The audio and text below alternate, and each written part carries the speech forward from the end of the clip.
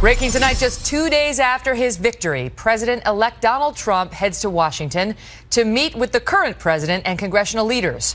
But as lawmakers work to ensure a peaceful transition, streets across America are anything but serene, as Mr. Trump's critics once again stage protests, ignoring bipartisan calls for unity, insisting Mr. Trump is not their president, and in some cases even calling for violence. Welcome to the Kelly File, everyone. I'm Megyn Kelly. We are keeping our eyes on a number of cities tonight amid calls for more protests in the wake of Mr. Trump's White House win. Just 24 hours ago on this program, we showed you massive demonstrations that were breaking out in major cities across America. People seen burning flags and Trump effigies. Folks in New York even marching to the foot of President-elect Trump's home at Trump Tower. At times, these protests got out of hand and led to arrests. One woman in California taking it a step further. Watch. If we don't fight, who's going to fight for us? People had to die for the freedom where we're at today. We can't just do rallies. We have to fight back. There will be casualties on both sides. Afterward, President Obama's spokesperson said people have every right to protest, but cautioned that they should not resort to violence. Today, Donald Trump's campaign manager encouraged the president and Hillary Clinton to address the situation. We'll speak with Kellyanne Conway, who's here live, about that in a moment. But we begin tonight with Rob Schmidt, who's live in New York City covering the situation there. Rob, what are you seeing? Yeah, Megyn, today we saw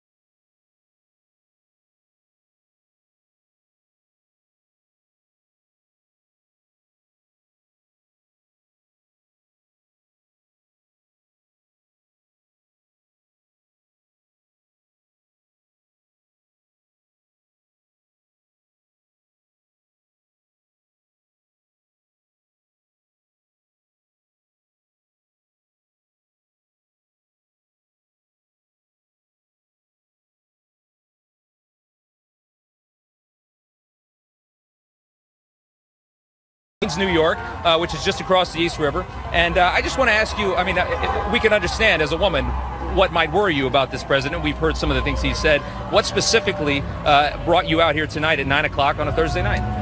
I'm here. I want to change the message. I want to speak to the other side. I hate saying that because I think that this might be possibly furthering the divide, which worries me. I don't want to alienate the other people.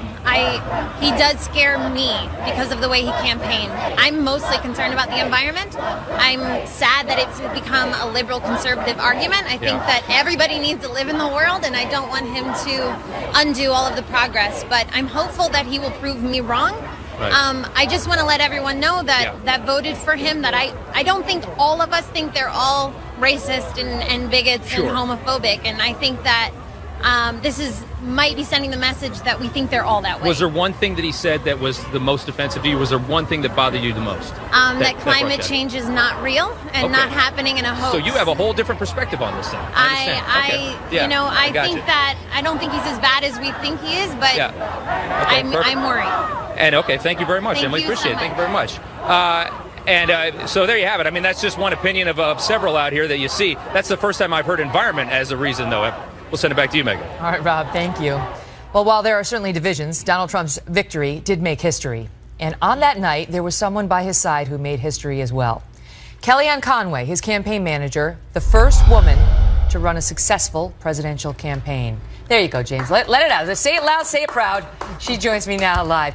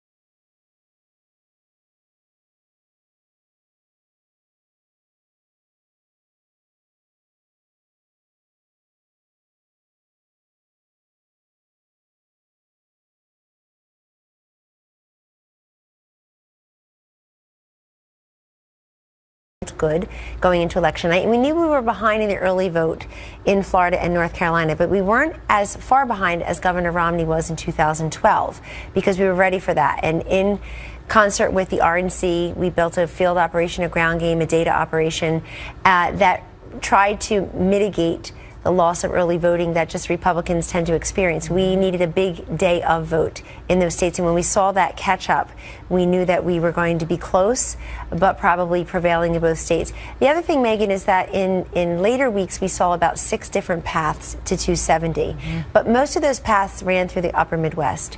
And we figured, you know, when I saw Michigan, Wisconsin, Pennsylvania competitive, and I saw Hillary Clinton not getting over 50%, the thing about her in all of these swing states, she never got had a low ceiling. I've been saying that all along. Well, when did you realize Michigan was in play, that Pennsylvania was really in play? Was it Comey? What was it? Well, our internal polls, and I know in like public when? polls, at one point, probably 3 weeks before the election. I mean, these are states that were always attracted to the Donald Trump message of renegotiating bad trade deals, getting your jobs back from Mexico and China, creating 25 million new jobs, energy and infrastructure investments, and patriotism, frankly. Those jobs were always resting it, but he was getting crowds wherever he went, and people were saying, oh, who cares? I called them the wrist flickers. Oh, crowd size, it doesn't matter. It does matter because they didn't matter for Romney. They didn't matter. Right. That's why. I mean, honestly, if you look at the last election, Mitt Romney's crowd size were huge, not consistently in the way Trump's were, but, you know, and he didn't win. So that you go by history. But in the end, Trump, I mean, not only did he have the huge crowds, but they were motivated and they were mobilized. They were. They made the difference. Let me ask you about on a go-forward basis now. Everybody's wondering about the cabinet. Who's he going to use as his top advisors?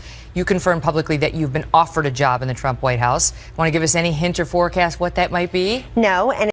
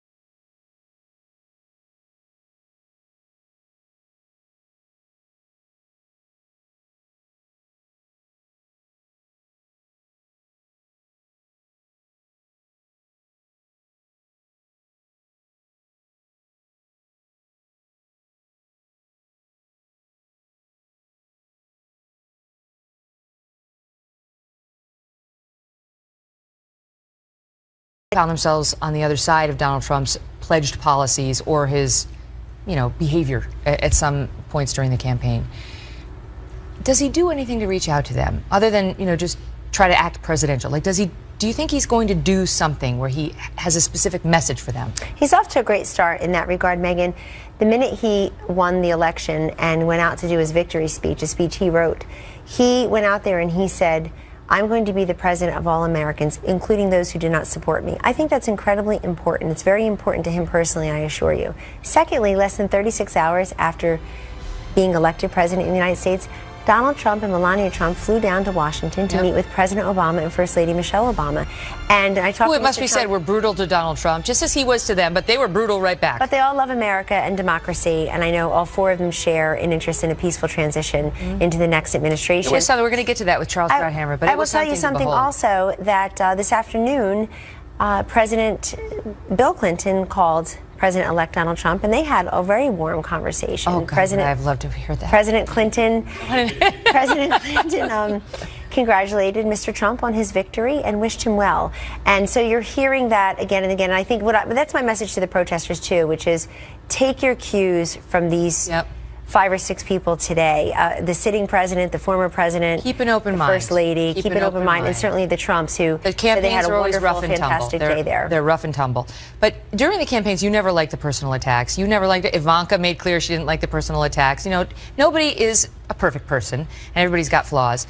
Do you think that as president, that President-elect Trump and President Trump will be able to refrain from that, from going tit for tat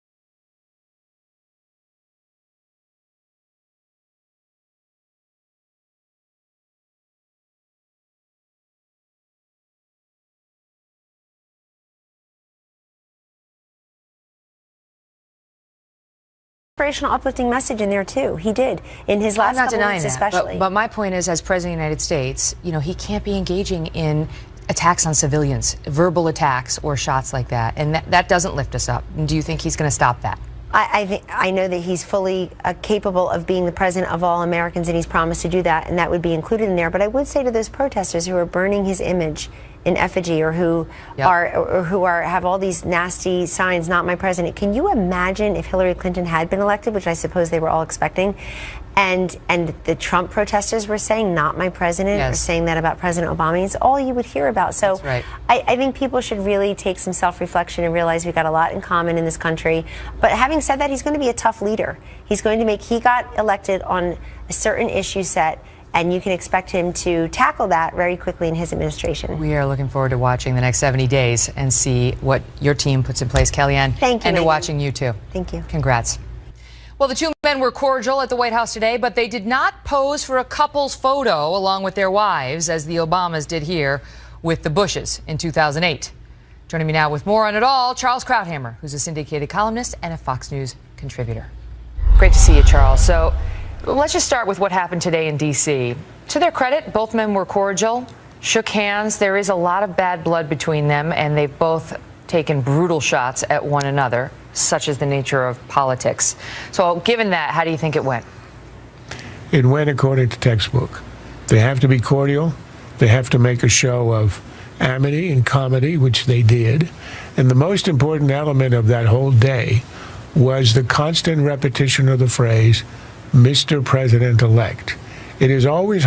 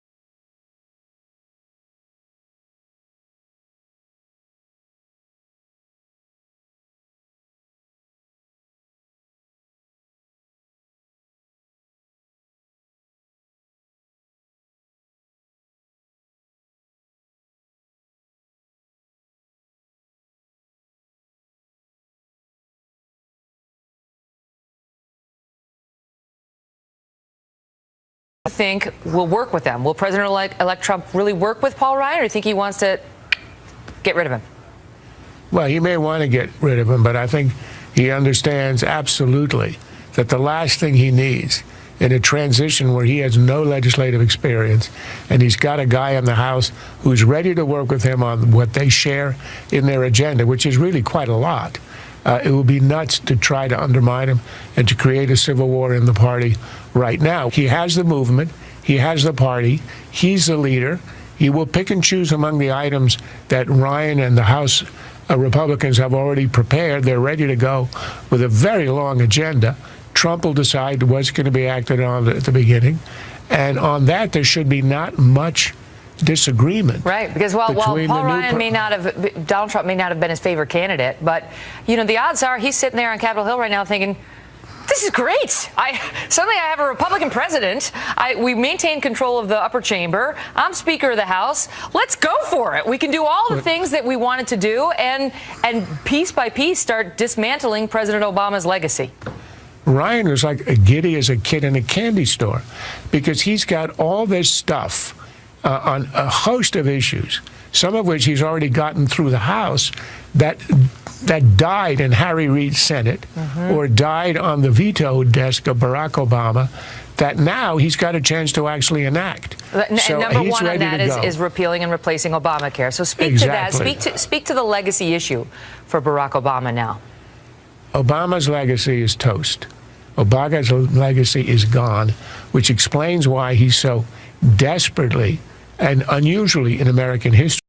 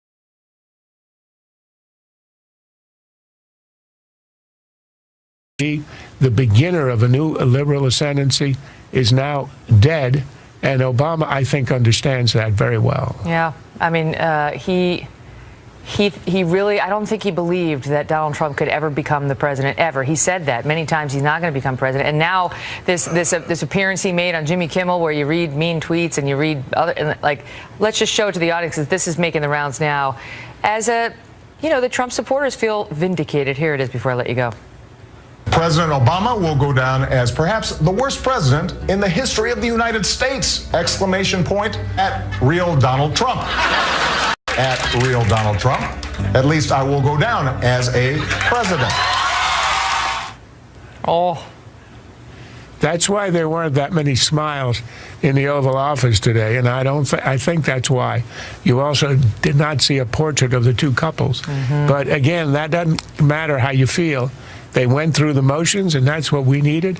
And this is all in the name of transition of power and legitimacy. That's right. Something we have done very well, except for a little problem with the Civil War. But otherwise, we did it very well. There's something beautiful about it, though. There is. Just seeing people so ideologically opposed and who have fought such a brutal fight, just sit down together, shake hands, and say to the nation, we'll be just fine. Charles, great to see you. My pleasure. Still ahead. Barack Obama was accused of running an imperial presidency by some, executive orders, bypassing the Congress, saying, hey, elections have consequences. They do indeed. So what are the consequences of Tuesday night's election for Mr. Obama's executive orders? Mark Thiessen and Mark Hanna are here on that. Plus, now that the GOP controls the White House and Congress,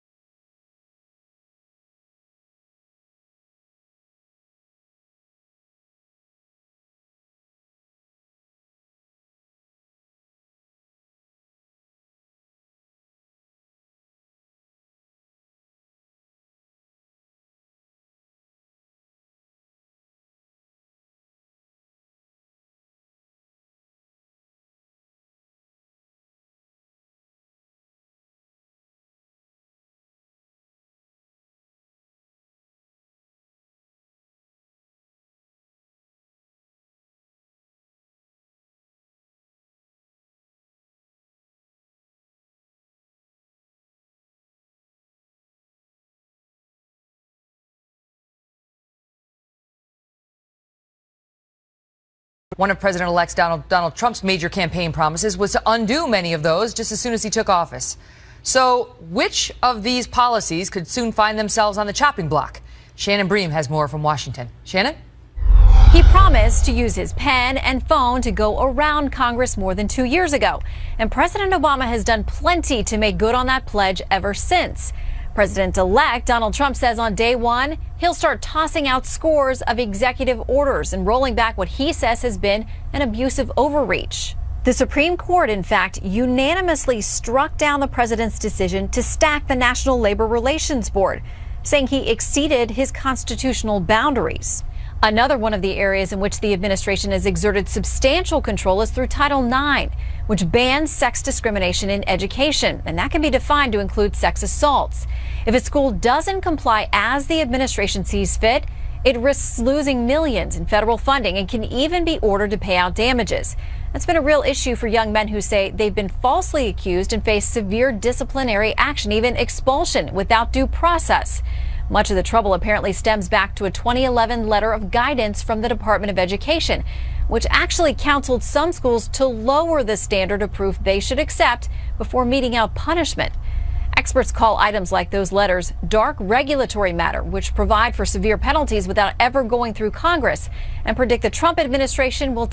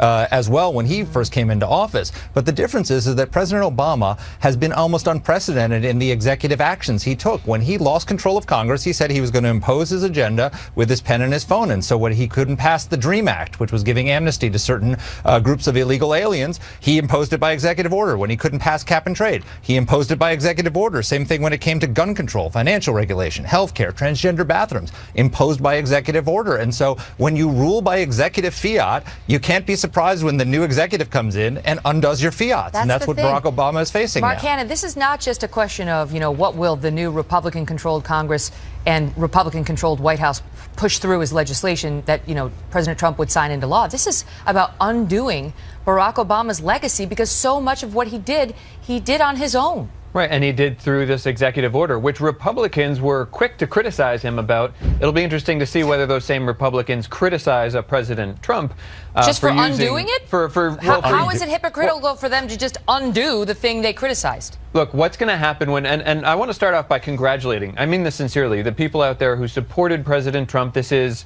a historic election. I'm not going to, stoop to trying to delegitimize a man who is elected, a newly elected American president.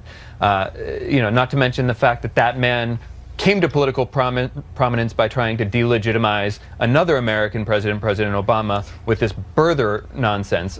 So the American people, the majority of the American people voted for Hillary Clinton, but the majority of the majority of electoral votes are going to Trump, and he has a mandate. It's a thin mandate, but he has a mandate to make executive orders, and he's going to.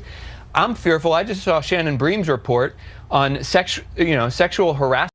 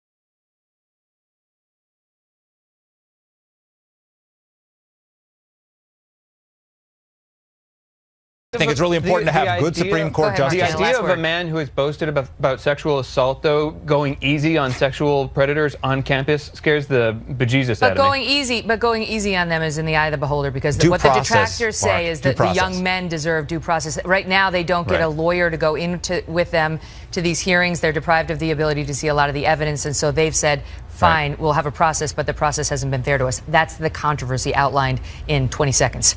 Forgive me, because we got to go. Good to see you. Double marks. Good to see you, Megyn. Well, Democrats passed Obamacare without a single Republican vote. Zeke Emanuel, chief architect of Obamacare, is here on whether that decision will come back to haunt the Democrats as President-elect Trump pledges to repeal and replace the law. That's next. Developing tonight, President-elect Donald Trump promising to repeal and replace President Obama's signature law. Back in 2010, when the law, Obamacare, was being written, Republicans asked for a seat at the table. And here is how President Obama responded to his former rival, Senator John McCain. My constituents and Americans now who overwhelmingly reject this proposal say go back to the beginning. They want us to go back to the beginning. They want us not to do this kind of legislating. They want us to sit down together and do what's best for all Americans, not just for some people that live in Florida or happen to live in other favored states. Let me just make this point, because we're not campaigning anymore. The election's over. I'm reminded of that every day. Yeah. Oh, boy. Joining me now in an exclusive interview, Dr. Ezekiel Emanuel, who is the chief architect of Obamacare and vice provost for global initiatives at the University of Pennsylvania. Great to see you again, Doctor. Nice to be here. So let's just talk about what they can do.